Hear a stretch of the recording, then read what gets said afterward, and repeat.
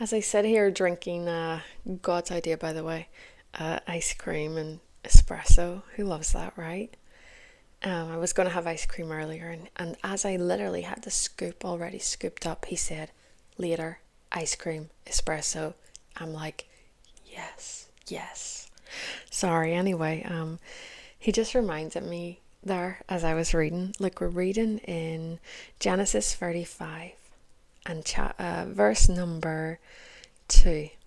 So Jacob told everyone in his household, get rid of all your pagan idols, purify yourselves, and put on clean clothing.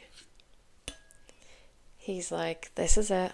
Everything's getting washed. Purify yourselves. Purify yourselves. And the reason that I'm talking about this is because a few years ago I worked in a coffee shop, and one day I heard God speak to me. I looked up at the shelves out the back and I seen a box, one of the boxes, and it said something along the lines of 100% pure filters. And it was, it wasn't, it was just like, oh, God, wow, that's what you're saying to me. That's what you're saying to me. And so I resonate so much with the idea of coffee. I resonate so much with it because there is a filter. There is a filter. And what God was telling me in that moment was that I had to be a pure filter. I mean, who wants to drink anything from, like water filter, coffee filter, teapot, you name it. Who wants to drink from a dirty, filtered jug? I could not. I'm sorry, I couldn't do it. But wow, to see that cardboard box that day with the filters inside it, and it just said 100% pure filter. That's what God's calling. That's what He's calling. If you want to be used, you need to be pure. What does that even look like?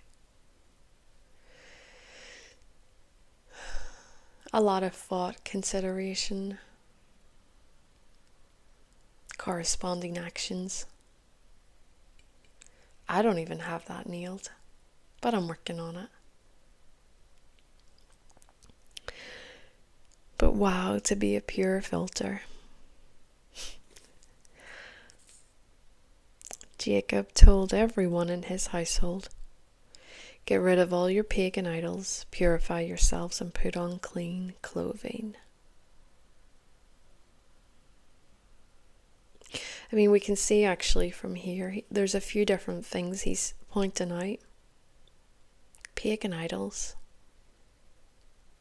The things that you're projecting to, the things that you're going to, the thing that you think is above you. There's something there about the pagan idols. And then we have purify yourselves. Now we're talking about the inside. Pagan idols, like this kind of outside, this kind of outside. Purify yourselves, this kind of inside. And the last thing was put on clean clothing, this outside here. And it's almost like, what do you call that game? We call it Axioses, with the X's and the O's. You're not going to win this thing unless you get all three in a row. Jacob doesn't just say, purify yourself. He doesn't just say, get rid of the idols. And he doesn't just say, put on some clean clothes. He says, do all three of these things. Because when you do all three of these things, you create something new, something different. Recently I made some bars of soap, and there was just a few ingredients, very minimal, like think it was 4 ingredients. It was amazing. It was a hand lotion, sorry, by the way. And I couldn't believe how simple it was. But bringing these different items into an alignment together created something new. And I wonder, is that what God is doing here when we see this verse? Get rid of all your pagan idols, purify yourselves, and put on clean clothing. We see this holistic, new, clean going on. Let's be pure filters. Let's be pure filters. God looks for pure filters. Can you tell me what kind of a dad would give his children dirty water? No, he would not. So if you have something that's not qualifying you for being pure, then why do you think that he's going to come and be dropping into you? He's not going to contaminate the water that he gives his children. He wants the best for his children. And we have a part to play in ourselves. We have a responsibility. You know what? Jesus done what we could not do for ourselves. That does not alleviate what I can do for myself. That does not take that away. He done what he could do for me so that I could do what I can do for myself. Is that not true? Jesus did not just come to die for us to still be dirty. He came back for who? The bride who would be without spot and wrinkle, without blemish. Oh, 3 of those actually. Wow. Interesting. Without spot, wrinkle, or blemish. Spot, wrinkle, and blemish.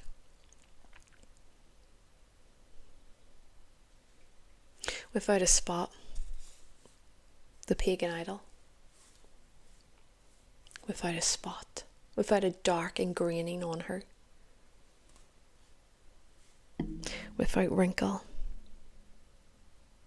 because inside her would not be wrinkled up and shriveled up like a prune. No, she would be well oiled, a well oiled machine, not growing into that place of shriveled upness, blemish, purely, simply a blemish on the outside. The obvious, right? You see, the thing about the dark spots is you can hide dark spots in places that no one will ever see them. You can hide those idols there. Isn't that true? You can hide those idols there where people never see them. Because they're in the dark and they're never in the light. Wrinkles. You're inside. Purify yourself. You can hide wrinkles too. Makeup can hide a multitude of sins, they say. Heck, you could wear your hair just right, and if you have some issues on your forehead, you could have a fringe. Blemish. You can hide a blemish with a bit of blush. Do you see what I'm saying here? I find it very interesting that Jacob says this. Get rid of your pagan idols. Get rid of those dark spots on your life. Purify the inside of you. Come and moisturize those wrinkles. Let's get those wrinkles ironed out. Those problems in your soul. Those problems of hate and judgment. Those problems of anger. Let's just iron those wrinkles out. Clean clothing. Let's get on the clean clothes. Let's get on the clean clothes. not be wearing the messy, the blemished outfit, the blemished garment. Wow, God's saying so much here. I love him. He's awesome. He's so awesome. I love to see just how he takes something and just does something amazing with it. And you know what, actually, okay, so I love pictures, right? I'm a picture person. I love pictures. Love images. It just works with me. Just love it. If you've got to this far, and you've enjoyed it, and yeah, leave a picture of the dress. Leave a picture of a dress. Or the bride. Bride or dress. That'll be so cool. But yes, God is coming for something. He's not coming for the bride with the idols in the dark places. He's not coming for the wrinkled souls, the wrinkled insides. He's not coming for those with the blemishes on the outside. That's easy to see. You know, some things are easy to see.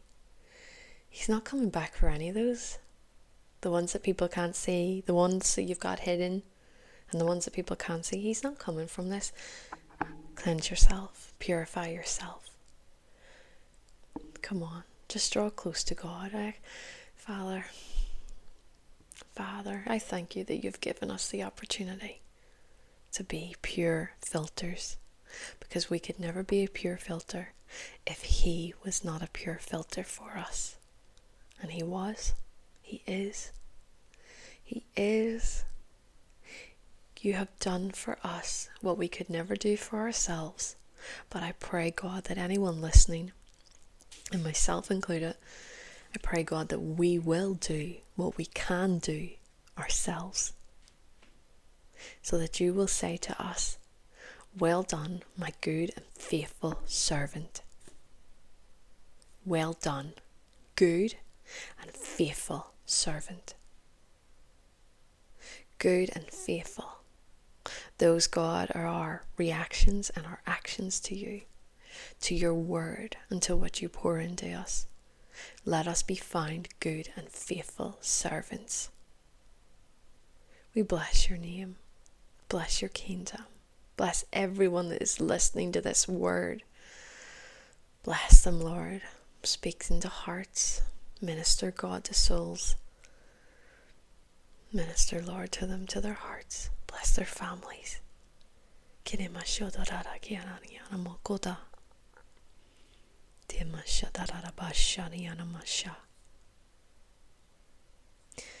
And even the families, God, that are around the world, because I see families in other parts of the world. God was showing me the globe that was spinning. And there's parts in other places. God, we bring them in as well. We connect the dots, Lord.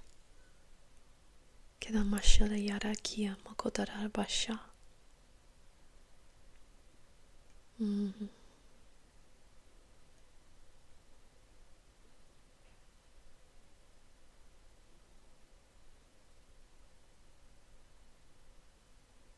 Don't be gambling with your faith. I have seen dice roll for someone.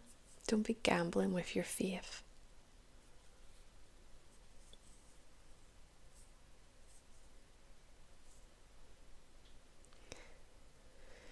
It's not just a throw of the dice. It's not numbers that decide whether you're in or you're out. You can be fully in.